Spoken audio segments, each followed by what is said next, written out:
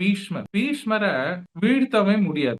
அப்போ அ இந்த யுத்தத்துல, கடைசி யுத்தத்துல பீஷ்மர வீழ்த்தவே முடியாது. சரி, கிருஷ்ணர் கிட்ட போவாங்க பாண்டவர்கள் எல்லாரும்.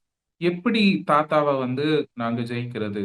அப்படின்னு சொல்லி. அப்போ கிருஷ்ணர் சொல்வார், "இது உங்களுடைய ஃபேமிலி இஷ்யூ. இதுல நான் மூக்க நுழைக்க மாட்டேன். நீங்களா பார்த்துக்கோங்க. வேணும்னா 5 பேரும் பணிவா போயிட்டு கேளுங்க. நீங்க கேட்கிற ஸ்டைல்ல அவரு கண்டிப்பா சொல்லுவார்." அப்படின்னு சொன்னதும், பீஷ்மர் யாரு தெரியும் இல்லையா? ஆப்போசிட் பெர்சன்ல ஃபைட் பண்ணக்கூடியவர். ஆனாலும் இவங்க பணிவா போயிட்டு கேட்டதுனால, பீஷ்மர் அந்த ரகசியத்த சொல்லிடுவார்.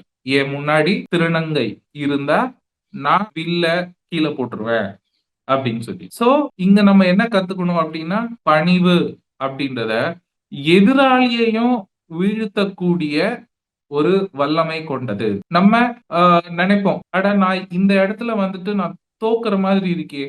இல்ல, நான் இவங்களுக்கு இந்த மாதிரி பதில் சொல்லியே ஆகணும். இல்லன்னா என்ன கம்மியா எடை போடுவாங்க அப்படின்னு சொல்லி. இப்போ பாண்டவர்கள் பண்ணத விடவா நமக்கு நம்மளுடைய அ விஷயம் கம்மியாகறதுக்கு இல்ல தானே. அப்போ எந்த இடத்துல நம்ம பணிவா இருக்கிறோமோ, அது அந்த பணிவு நம்மள காப்பாத்தும். ஆன்மாவுடைய குவாலிட்டீஸ்ல அன்பு, பணிவு, பொறுமை அப்படின்ட்டு சொல்லுவாங்க. அந்த ஆன்மாவுடைய குவாலிட்டிய நம்ம யுட்டிலைஸ், அதாவது அ நடைமுறைக்கு கொண்டு வந்தோம்னா, யாருக்கு நல்லது? நமக்கு தான் நல்லது. ஓகே, சரி.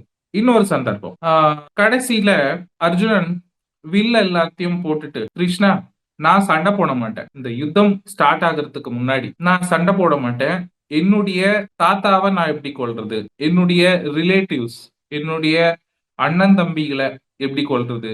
அப்படின்னு சொல்லிட்டு ரொம்ப உருகி உருகி கேட்பார். நான் எல்லாத்தையும் விட்டுட்டு நான் ஓடிடுறேன் அப்படின்னு கூட சொல்லுவார் அர்ஜுனன். ஆனா கிருஷ்ணர் என்ன சொல்லுவாருன்னா, "அர்ஜுனா, நீ இப்போ உனக்கு புரிய மாட்டேங்குது என்ன நடக்குதுன்னு.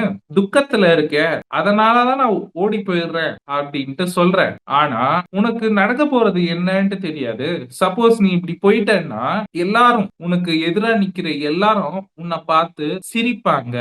கோழை அப்படின்னு சொல்லுவாங்க. அதுக்கப்புறம் நீ சும்மா இருக்க மாட்ட. வா யுத்தத்துக்கு அப்படின்னு சொல்லி மறுபடியும் கூப்பிடுவ. அத விட நீ இப்போ எனக்கு கிளாஸ் எடுக்கிறத விட்டுட்டு, இப்போ நீ யுத்தம் பண்ணு" அப்படின்னுவார்.